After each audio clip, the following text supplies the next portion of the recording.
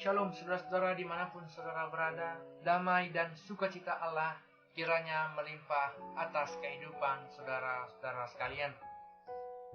Renungan kita kali ini diambil dalam Kisah Para Rasul pasal yang keempat, ayatnya yang ke-19, tertulis demikian.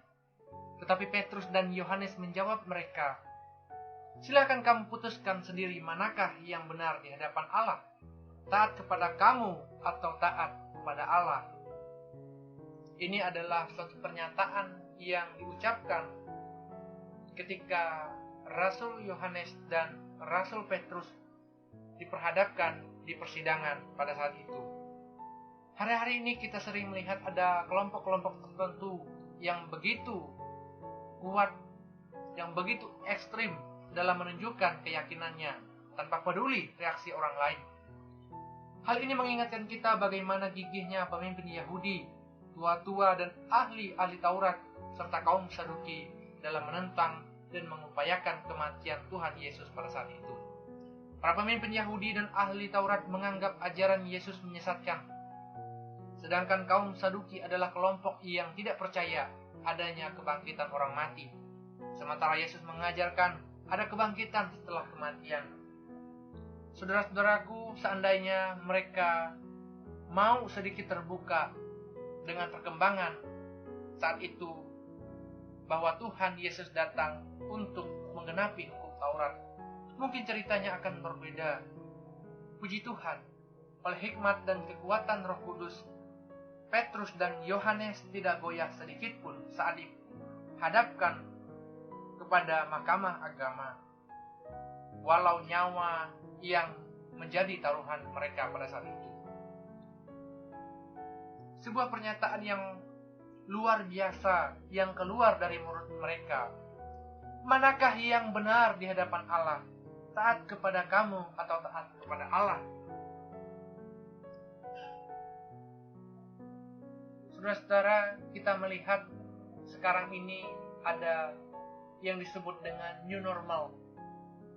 Tetapi di satu sisi kita diperhadapkan dengan dilema bagaimana yang seharusnya kita kerjakan di tengah-tengah pandemi yang saat ini masih mewabahnya. Tetapi di satu sisi juga sekarang ini kita akan menghadapi situasi new normal. Bagaimana cara kita mentaatinya? Situasi-situasi yang terjadi sekarang ini, kita tidak tahu sesuatu yang pasti yang saat ini sedang kita hadapi. Bagaimana kita menjalankan kehidupan kita di dalam menyikapi, mensiasati situasi yang saat ini sedang kita alami? Bagaimana cara kita mentaatinya?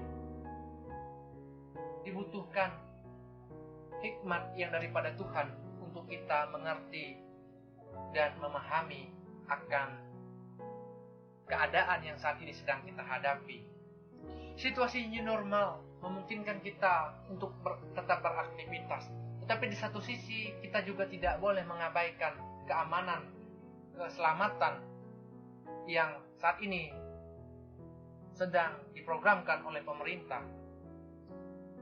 Saudara-saudaraku, mari kita belajar bagaimana kita mentaati apa yang menjadi maksud Tuhan di dalam kehidupan kita, bahkan di situasi new normal ini. Oleh sebab itu, milikilah hikmat yang daripada Tuhan dengan saudara sungguh-sungguh berdoa, agar dimanapun saudara berada, ketika saudara melaksanakan aktivitas, ketika saudara bekerja di rumah maupun di luar rumah, mari saudara tetap mengikuti apa yang menjadi protokol kesehatan yang diberikan oleh pemerintah di dalam kita mengikuti keadaan saat ini. Milikilah hati yang bijaksana, saudara-saudaraku, karena kita tidak tahu apa yang menjadi maksud Tuhan di balik kejadian yang saat ini sedang kita hadapi.